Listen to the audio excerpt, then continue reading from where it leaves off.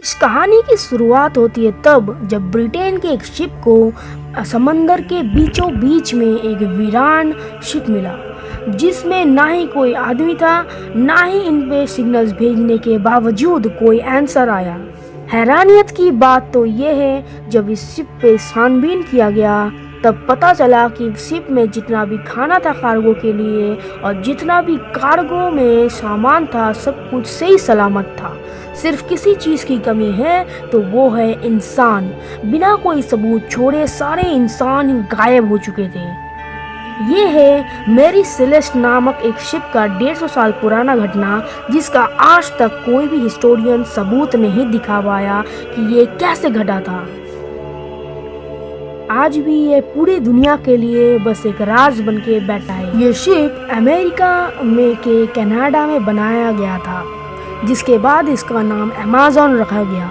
और अमेज़न रखने के बाद ये बहुत ही सारे छोटे मोटे हादसों से गुजरा, जिसकी वजह से ये बहुत ही फेमस था इन हादसों के लिए।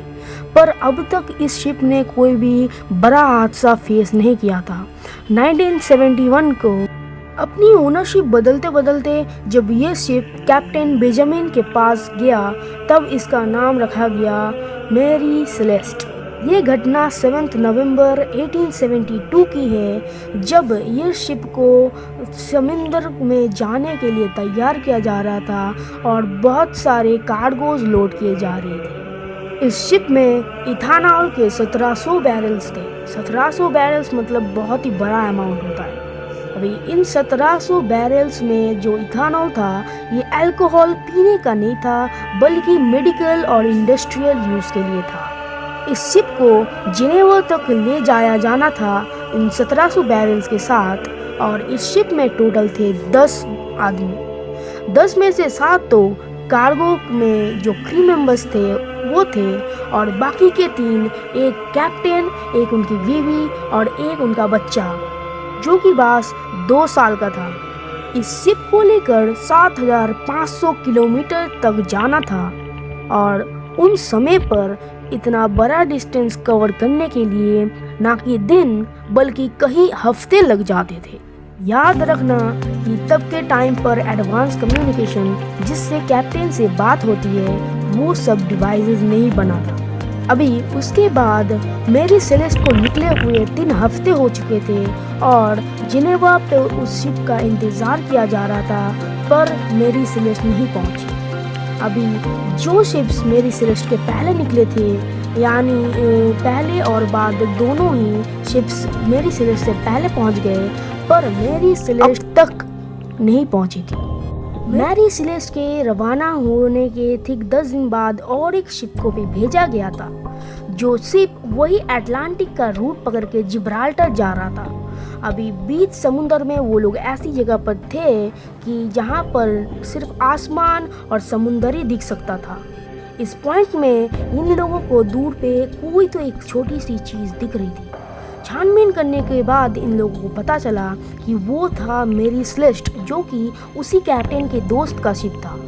अभी इन लोगों ने बहुत ही सारे मैसेज भेजे उस शिप को, पर कोई फ़ायदा नहीं था, क्योंकि जब इन लोगों ने और जांच पड़ताल की तब देखा गया कि शिप के अंदर कोई भी इंसान नहीं था। अभी इन लोगों ने सोचा था कि शायद इन सब बंदों के मतलब आदमियों के ऊपर कोई ना कोई तो अटैक हुआ होगा, या फिर कुछ तूफान आया होगा कि ये लोग भागे होंगे। पर शिप की जांच पड़ताल करने पर इन लोगों को पता चला कि एक खरोच तक नहीं आए थे शिप पर। शिप की तो बात दूर छोड़ो, पर कैप्टन की और क्रू मेंबर्स की सामान एकदम अनटच थे, मतलब कोई भी टच नहीं किया था, ऐसे हालत में पाए गए थे। यहाँ तक तो ठीक था, पर फूड जो कि क्रू मेंबर्स के लिए थे वो भी एकदम सही सलामत थे, और गुड्स उनको तो एकदम जैसे रखा गया था वैसे ही थे। अभी उन लोगों का नज़र लाइफ बोट के सेक्शन पे गया, जहाँ पर उन लोगों ने देखा लाइफ बोट था नहीं। मतलब उन लोगों ने अनुमान लगा लिया कि ज़रूर कैप्टन और क्रू मेंबर्स भाग चुके होंगे।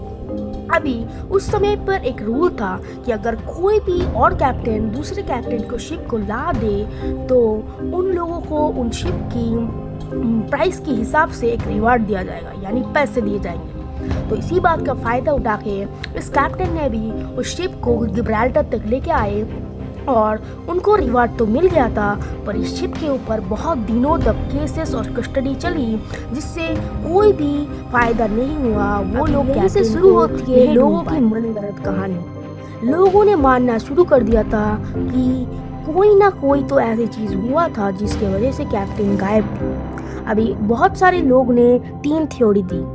3 थ्योरी में से फर्स्ट थ्योरी ये था कि किसी तरीके के समुद्री जीव ने उन पर हमला कर दिया था जिसके लिए उन लोगों को निकल जाना पड़ा। पर सबूतों के हिसाब से ना ही शिप पे कोई हमला हुआ था, ना ही किसी ने कोई छेड़छाड़ की थी। तो ये वाला थ्योरी पूरा ही गलत होता है। अभी दूसरे नंबर थ्योरी पे है कि इन सब शिपों पर जिन और भूतों का राज है। इनकी वजह से ही इस शिप को नाम दिया गया घोस्ट शिप। अभी ये तो सही नहीं है कि कौन सा वाला थ्योरी ठीक है। और थर्ड नंबर थ्योरी को मैं कमेंट में बताने वाला, तो कमेंट सेक्शन में जल्दी जाके लिखो कमेंट द थर्ड थ्योरी। अभी ऐसा लिखने से मैं आपको बता दूंगा थ्योरी। और चैनल को प्लीज़ सब्सक्राइब कर लेना। और इसके आगे भी मैंने एक इंटरेस्टिंग वीडियो डीबी के ऊपर छोड़ा है, वो वाला वीडियो भी देख लेना।